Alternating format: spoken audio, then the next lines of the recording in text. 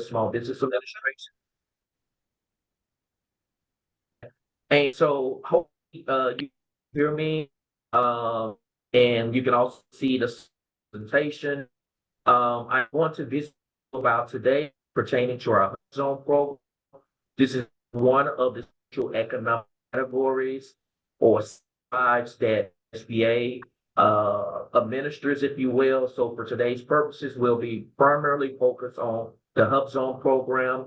And again, I want to just thank you for those that are on the line and those that may be coming on the line for the opportunity to be able to present. As Jennifer is keenly aware that I desperately wanted to do this in person, face to face.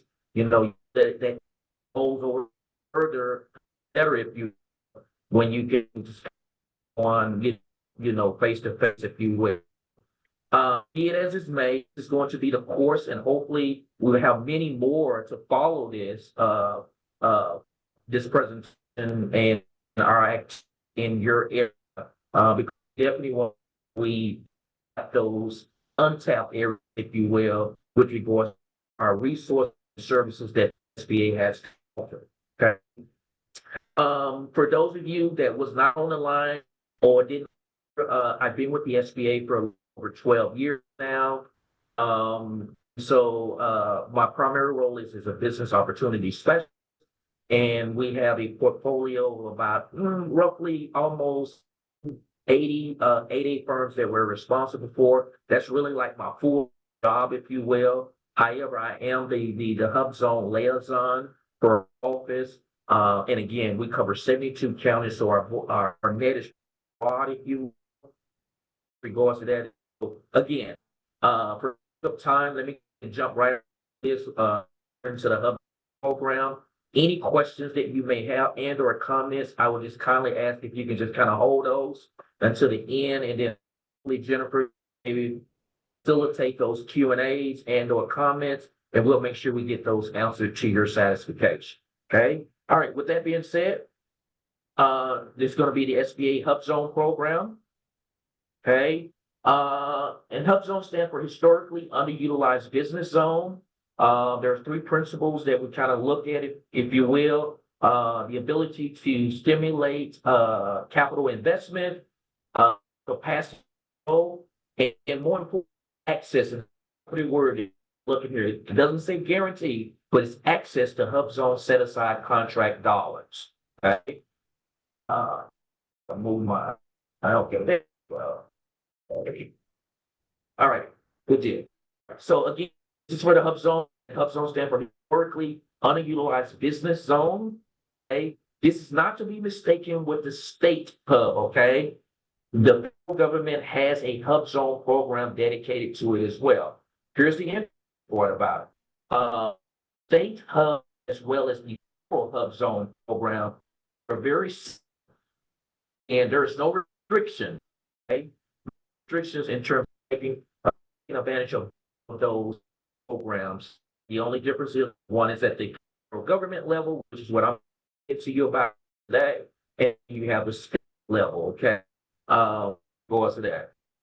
So no restrictions with regards to the state as well as the federal Hubzone program. The only thing is just make sure you meet the requirement that for those two programs respectively. The Hubzone program overview. Okay, the Hubzone has been in existence. It was launched, as you can see, the slide. It was launched in 1999, which is a little over a century, if you will, in terms of Hubzone program. And as you see there, that to the right, that you get circles in terms of the interlocking, where they all have to kind of work hand in hand, if you will, from the small business community to the federal agency. In this case, would be any federal agency that is involved in the Hubzone community.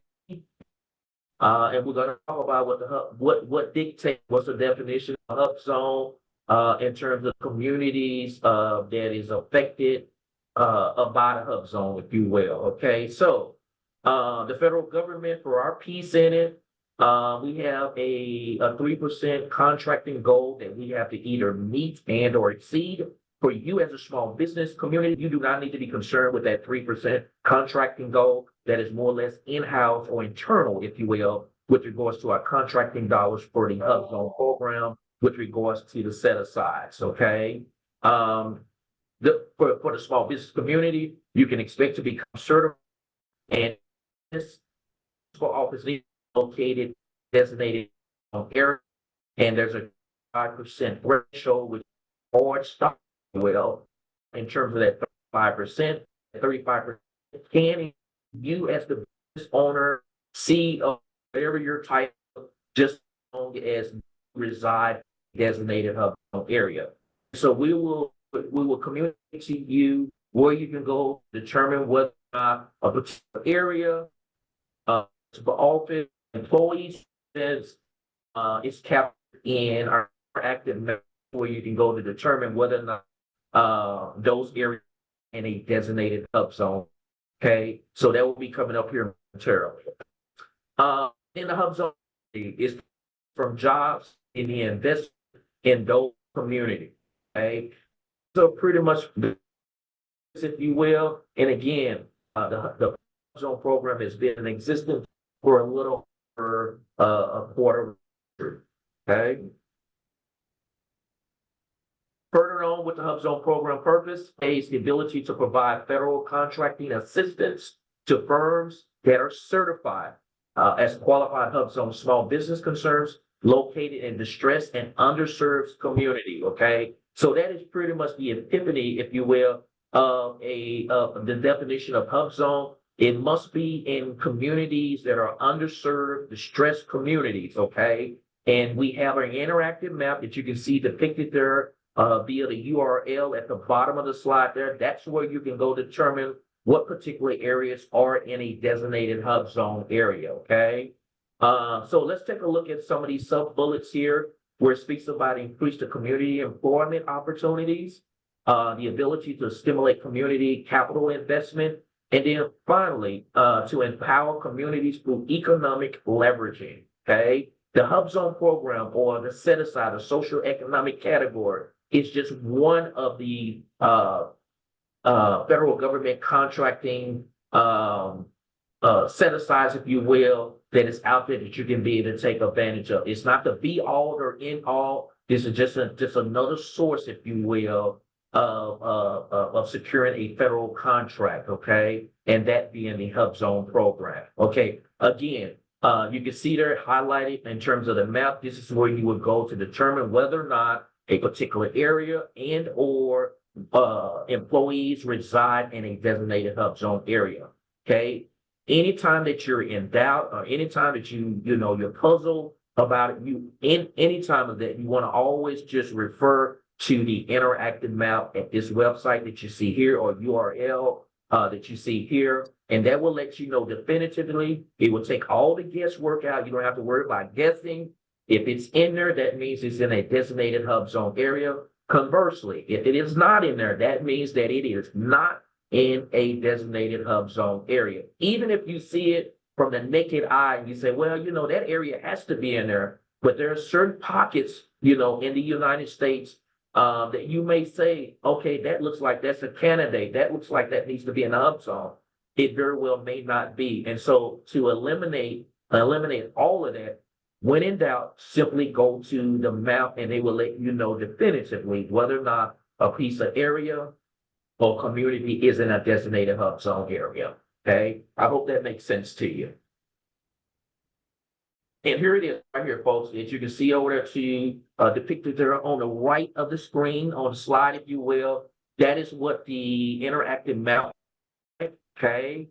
So let's talk about this a little bit, because it kind of got like a little legend, if you will. I know it may be a little bit of a small print, okay, but I think hopefully you can just kind of get the gist of what the interactive map will look like once you get inside that portal, if you will, okay. But probably some of the biggest things that we want to just kind of take a look at, and it's a list of 7 of them here. But I do want to just concentrate on number 7, which is one of the new things that was just put in place back in 2020. This gives the ability for each state governor the ability to designate certain areas to be candidates for a hub zone community, if you will, okay? And that power, if you will, or designation, if you will, is only given by the state governor, okay? So if you see a particular area that is not captured in the hub zone area, it would behoove you to just make that known to your state governor, okay? For a particular area to be nominated. So that was one of some of the redesignations, redesigning of the Hub Zone program to get greater increase of folks involved in the Hub Zone program, if you will. And so we went through that, and this is one of the benefits of that is being able to allow for each state governor to designate a particular area or areas with an S to be candidates for the Hub Zone program. Okay. Some of these other things they've already been in place, like the census tract, the county, Indian land, disaster area, BRAC, which stands for base realignment, adjustment, closure, if you will. Typically with military. So any of those that have been designated as BRAC, those would typically fall under the Hub Zone category, if you will, in terms of being approved for that area or that military installation, if you will. And then the redesignation, those take place from time to time. Usually you'll get a heads up when redesignation is going to take place, because here's the thing with the Hub Zone, okay? The big picture here is to be able to allow these communities to be revitalized, if you will, okay? To be revitalized, okay? Longer considered an under community or distressed community, okay? So that is the big picture here with regards to the Hub Zone program, okay? All right, contracting incentive, again, the percentages that I'm going to be talking about to you here on today, you don't need to concern yourself with it. This is just internally in terms of the contracting goals. And these are some of the percentages of the other certification programs or social economic categories that the SBA administers, okay? But for the purpose of what we're speaking about here on today, it's going to be the 3% that's mandated that we as an agency or any federal agency that's involved with needs to either meet and or exceed that 3% threshold with regards to Hub Zone contracts and dollars, if you will, with regards to that. The other information that you see on here is, I won't say it's ancillary information, but it's just kind of give you FYI of the different other types of social economic categories that we must, as a federal agency, must adhere to, either meet and or exceed. So you can see there for women-owned small business or WSB, there's a 5% threshold there. For the small disadvantaged business or SDBs, there's a 5% there. And then there's also a 5% for our service disabled veteran-owned small business, 5% in terms of meeting and or exceeding contracting goal. And then for small business communities themselves, it's a 23%, okay, that we have to either meet and or exceed, okay? By and large, we typically either meet and or exceed. However, with the exception of Hub Zone, which is what we're talking about here today, we have fell a little short of that goal. I know many that sees that 3% say, well, that looks like that's pretty doable. Yes, you would think that, but unfortunately, that has not been the case for the last few years. And so the numbers have been coming in just a little slightly below the 3%. And most things that have maybe contributed to that is that it's not been enough exposure, if you will, or champion the Hub Zone program. And so for like events like what we're doing right here, right now, that you guys are a part of, this is where we're enlisting your assistance in terms of getting the word out about these social economic categories, set asides to your communities, and just getting greater exposure, okay? And this is where we definitely, the agency, the federal government enlists your help in terms of getting, and championing these programs, okay? Because if we don't get continued, and if it continues this trend, if you will, there's a strong possibility that the program will be done away with. And that's not going to help anyone involved, particularly for those communities that, that desperately needs that revitalization, okay? But also to the small business community, for those that are awarded the contracts, okay? So those are dollars that are being taken away because the contracting goals are not being met.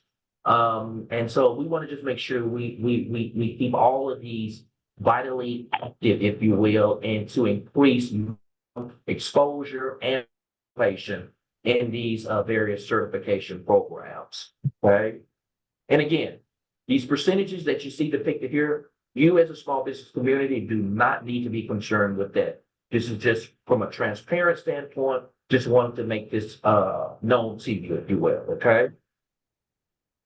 The Hubzone program benefits, the benefits of being in the Hubzone program, the government is mandated to award, which we've already talked about, is mandated to award 3% of all prime contracting dollars to Hubzone certified firms, okay?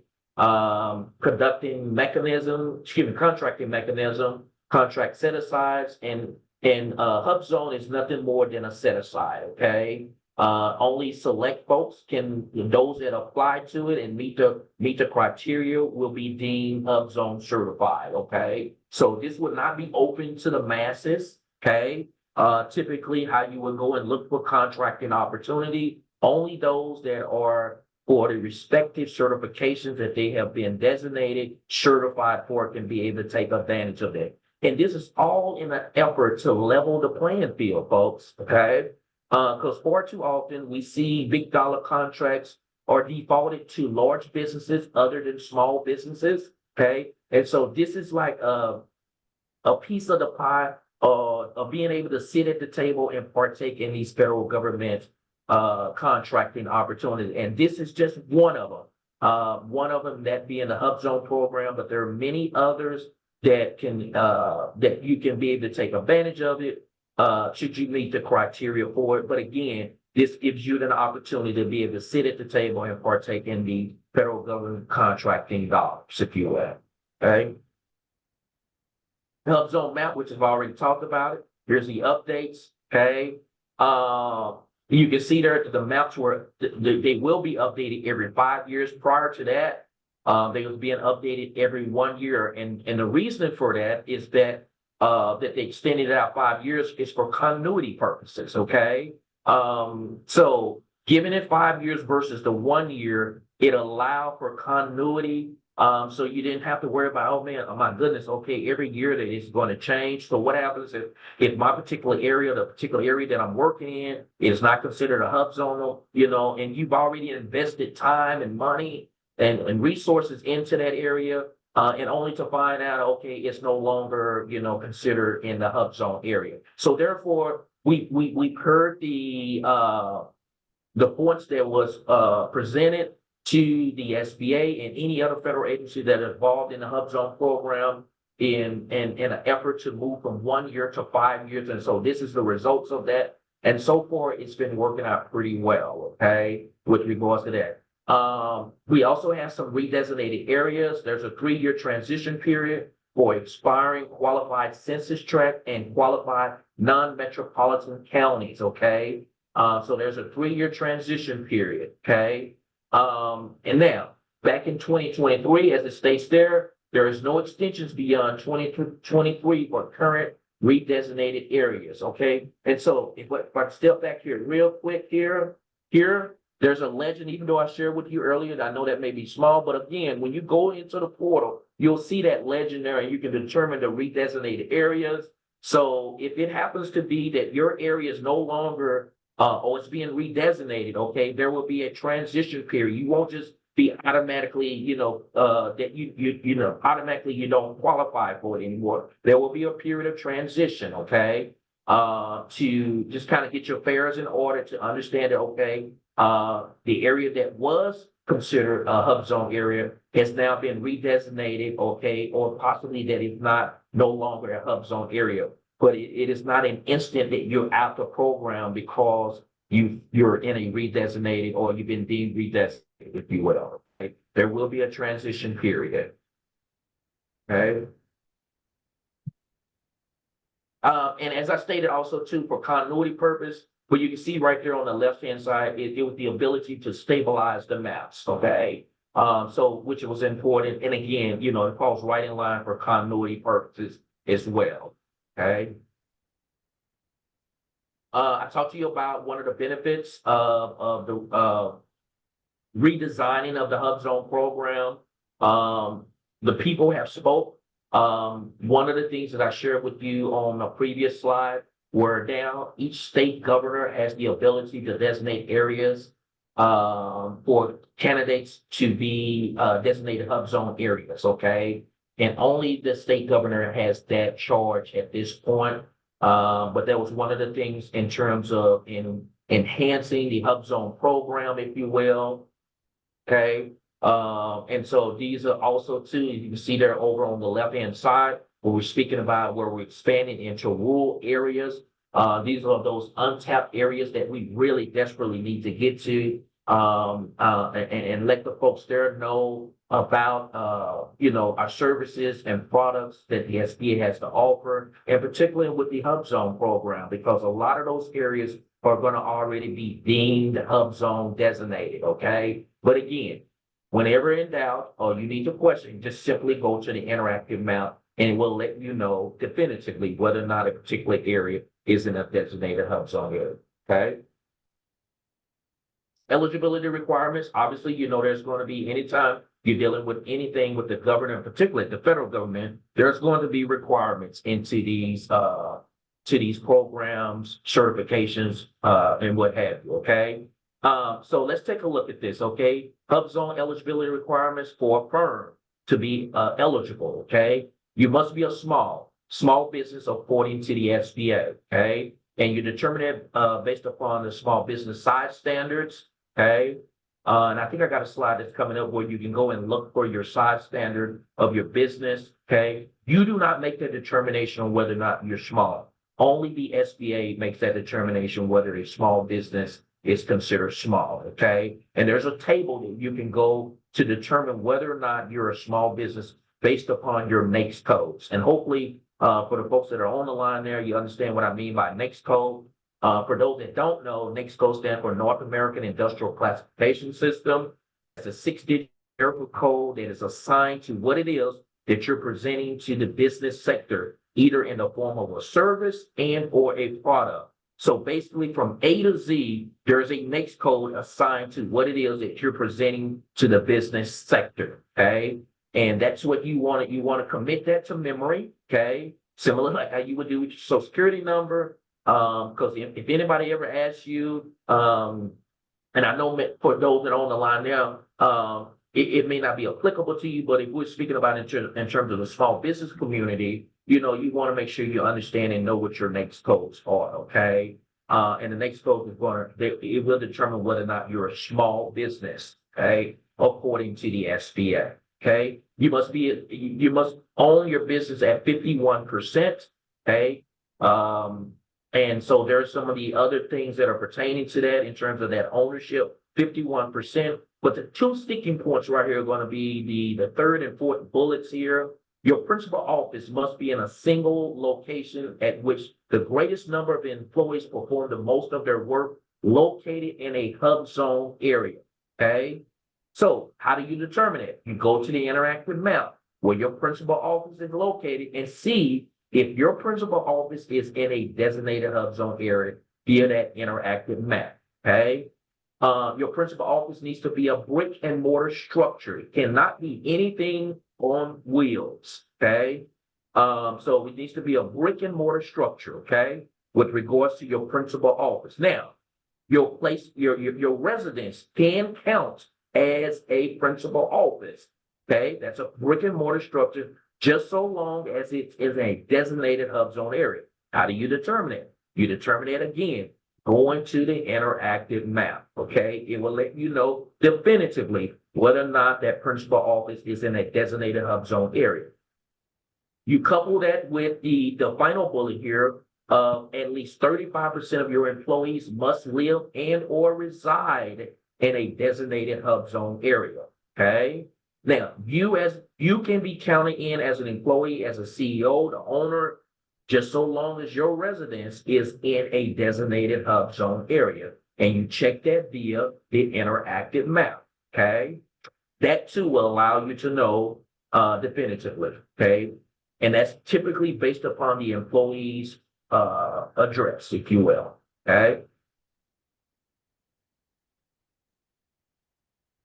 Further hub zone eligibility determinations. Okay, the cycle time for processing an initial eligibility, it's been reduced from 90 days to 60 days. But let me put it on that. It's going to be that that is strictly going to be driven by how we'll put together your package is, okay?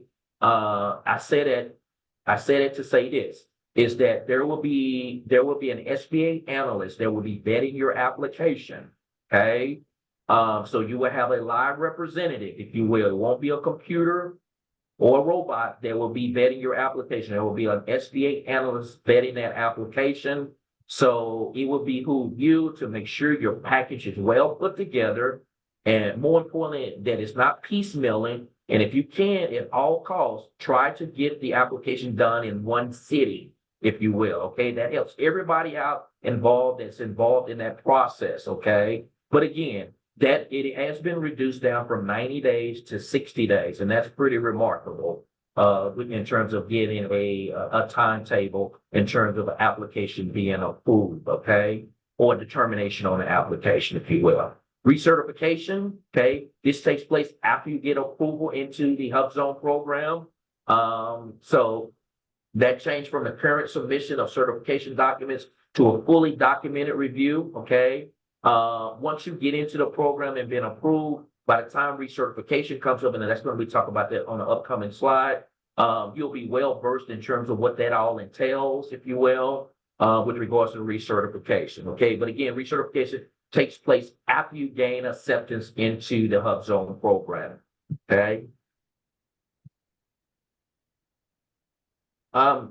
So as it states here are some of the Hubzone certification application updates that we made to the program. We're always in continuous improvement, if you will. Okay, so it's basically like a living document program, if you will. So just like how the benefit of the update was for each state governor now has the ability to designate certain areas as Hubzone candidates, if you will.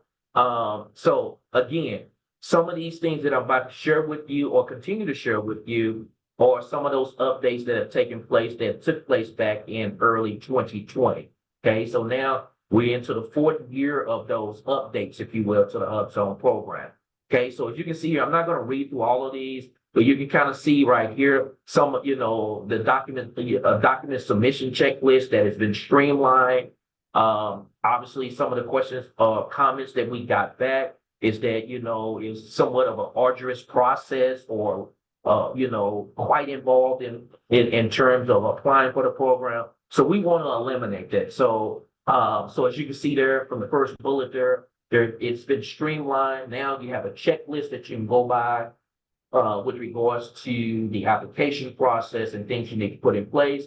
We've also put in place fact sheets, if you will. These are so very handy, folks, in terms of just pretty concise bottom line up front in terms of what you need to tips on the Hubzone certification. There's also instructional video as well, okay, about the Hubzone program and the updates to that. And then we've also updated our frequently asked questions at the website that you see depicted there.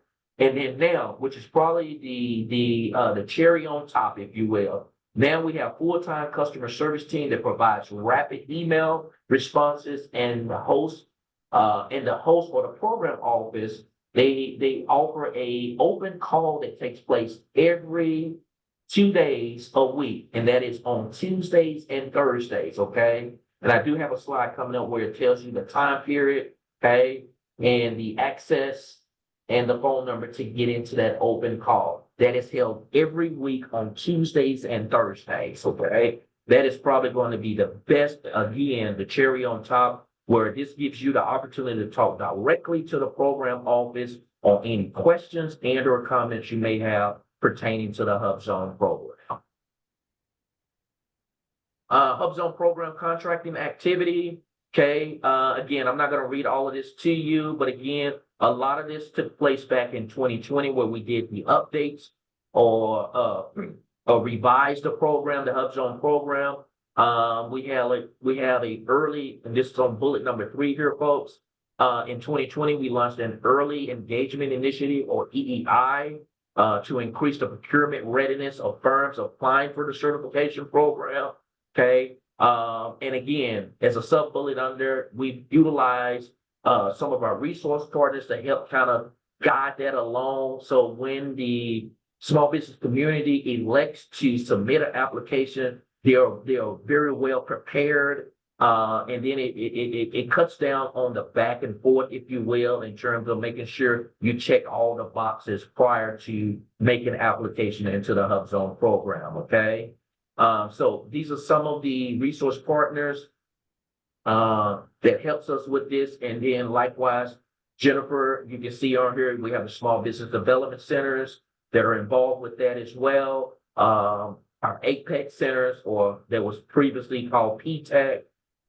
These are all folks that are, all hands on deck to help to promote and champion the Hubzone program and to ensure that we put good products in terms of submissions of applications from our small business community. That helps everyone, all stakeholders involved with the Hubzone program. Okay, so it's a big initiative. It's a highly visible initiative, that being a Hubzone program. As I shared with you earlier, we've been falling a little short on our contracting goal of that 3%. This is all in that effort, folks, to champion the program to either meet and or exceed that contracting goal of 3%. Eligibility improvements, the attempt to maintain. Some of these I've already talked to you about. But I do want to just make just a reference here, particularly on bullet number 1. You notice what I share with you, that is a hard stop at the 35% with regards to employees. Okay, you yourself or the business owner can count as an employee just so long as they reside in a Hubzone area. But you can see here on bullet number 1, you see that there is 20%. There's a 20% that is allotted there. This is only in the time that you're active on a contract, okay, a Hubzone contract. Okay, so when it comes time back for recertification, you don't have to be concerned with that 35%. Okay, it would only be at the time of initial application, or if you're in the Hubzone program and you have not been operating or currently operating on a contract.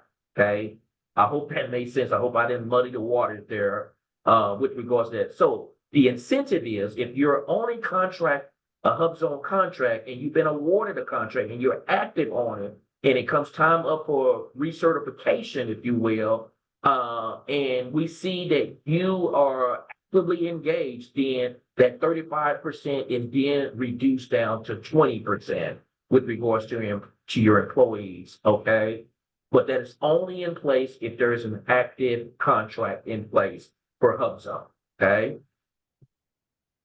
If you got further questions and or comments, just hold those, and then we'll make sure we get those answered for you. Okay. Continuing eligibility requirements. Okay, this is after you get in the program, which is somewhat alluded to just a few moments ago. There's an annual recertification that takes place. You can see kind of like a fact sheet there to the right there that talks about the annual recertification. You would never get caught off guard. Okay, you will always get some kind of notification, if you will, when it's coming up for your annual recertification. Okay. And again, there's a recertification with regards to a fact sheet, which I talked to you about there earlier. but hopefully you guys can see my cursor here. There's a link there to be able to get the updated information or fact sheet on recertification. Okay. Also, you will be responsible, and again, this all takes place after you get into the Hubzone program. You will be responsible for a program examination that's a little bit more comprehensive versus an annual recertification. And again, just like the annual recertification, on the program examination, you'll get a heads up. Okay, so you will not get caught, unaware that you're coming up with that program examination. Again, the difference between the annual certification, if you will, and a program examination. Program examination is conducted every 3 years, whereas on the recertification,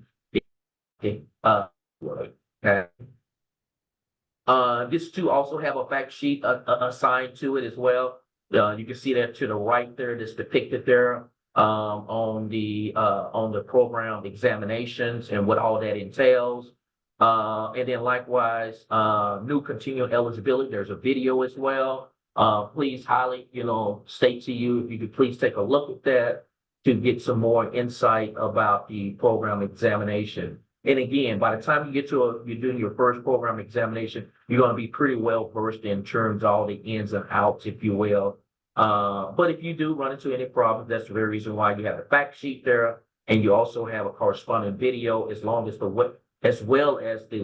website that you can be able to refer back to as well. And then also what I shared with you earlier, the cherry on top, there's that open call that is held every Tuesday and Thursday that you can be able to present questions, comments, directly to the program office. Okay.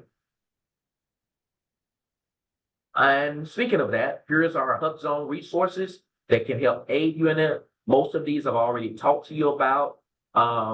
Again, in an effort, if you have a desire to go into the Hubzone program, first and foremost, you want to go to that interactive map to ensure the particular principal office is in a designated Hubzone area. Okay, that's what you want to do, because what we don't want to be doing, going out securing buildings or whatever the case may be, and only to find out that it's not in a designated Hubzone area. Okay, but we want to make sure we're smart about what we're doing here. Make sure you're educated up on the resources, the requirements that are asked of. And again, overemphasize enough. I'll probably sound like a record to you now. When it go directly to the internet, because that cut down on conversion and wasted effort. Okay.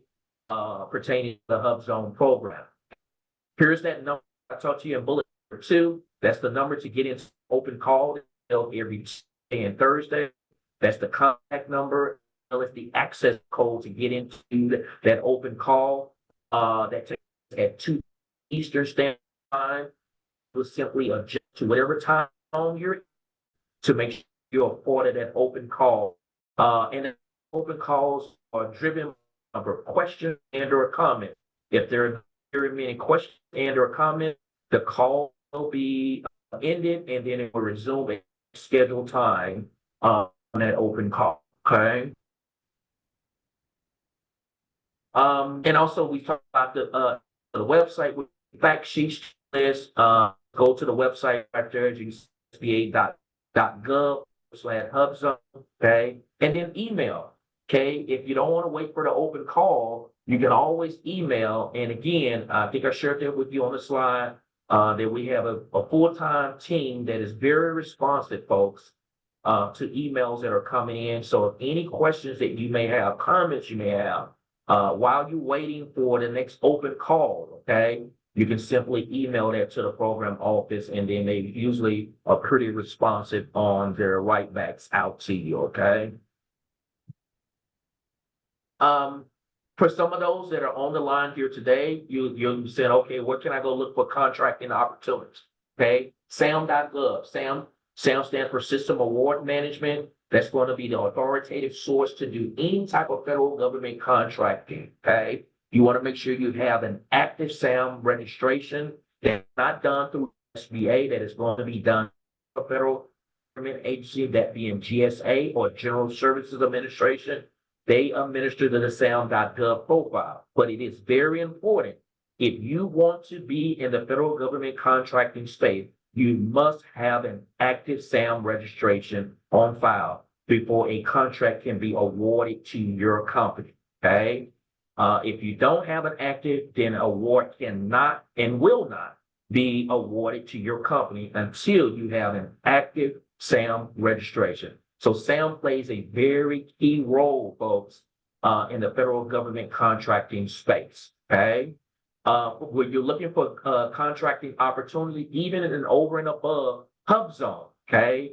You want to go to SAM.gov, okay? It used to be called FedBizOps, okay? But it's now called SAM.gov. And once you get on that portal or that landing page, if you will see for federal contracting opportunities. On there, you will only see federal government contracting opportunity. You will not see city, state, local, or any other of those private sector or commercial contracting opportunity. It would only be federal government contracting opportunities at SAM.gov that was formerly called FedBizOps, okay? So that's key to remember with regards to looking for a contracting opportunity to include Hubzone contracts. That's where you will go to look for those opportunities, okay? These are the resources, okay? So resources, we have a quick, because SBA, we can't do it all by ourselves, okay?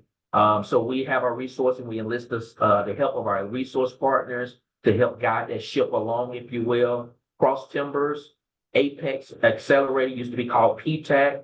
There's the website right there to get additional information. And particularly with Apex, okay, these folks over here, that's all they deal with is from the contracting perspective, how to respond to a solicitation. The good folks over at Apex, they can help you with that in terms of proposal writing, things like that, and also with the Hubzone as well. Please just tap into these resources. The services that Jennifer is holding, a part of small business development centers, okay? That's what they're there for, okay? SCORE, okay? A SCORE chapter, we have many SCORE chapters throughout the entire United States, as well as our small business development centers. There's a website to get additional information with regards to those. And those that have served in the military, we all, believe it or not, we have information for those in terms of resources at VBOT, okay, at the website that you see depicted there, to get any information pertaining to anybody that served in the military through our VBOT centers. And we have a number of those throughout the United States as well, okay? Hubzone webinars, similar to what we're doing here right now. There's some additional ones that are being put together via YouTube, if you will. This is not an exhaustive list, but these are some of them, right? Here where you get some additional information pertaining to Hubzone, over and above what I'm communicating to you here on today, okay? So yeah, highly recommend for those that you come across, even for yourself, if you have an interest in some more data, if you will, or information, if you will, with regards to Hubzone, there they are, folks. And again, this is not an exhaustive list here, but these are some of the ones that are out there that you can be to take a look at and review, if you will. Here is the Hubzone program references, the statutory authority that is governing the which is the Small Business Act for the Hubzone program. There's a regulations, okay, that's governing it, 13 CFR Part 126, okay, CFR stands for Code of Federal Regulations, okay.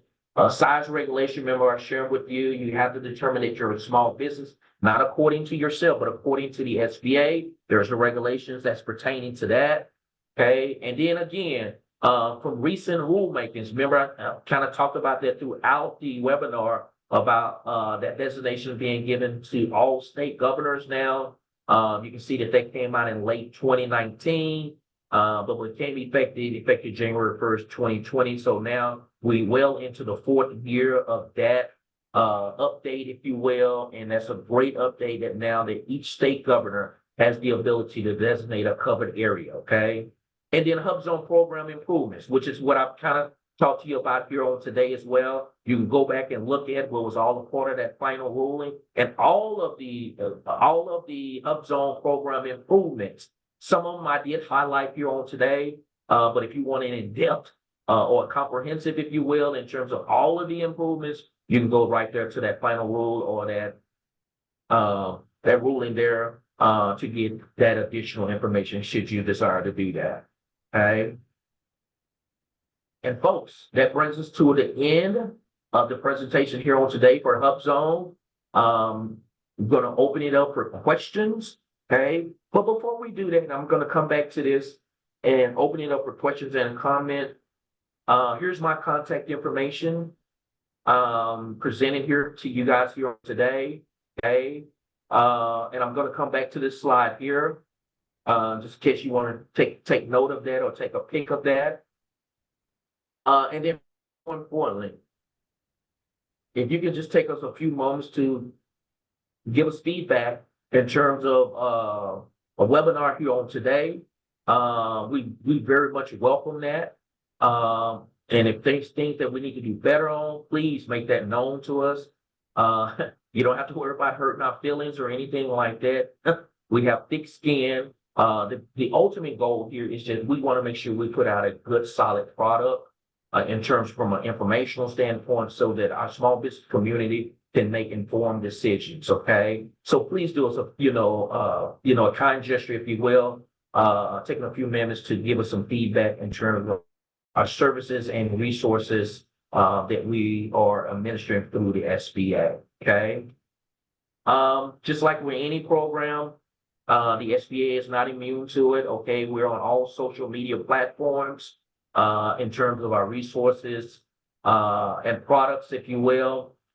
Please follow us on all social media platforms, okay? And just for our latest updates, webinars, programs, industry day, all of that is captured, via our social media platforms to include www.sba.gov, okay, where you can get some additional information with regards to that. So I'm going to put it back here on my contact information.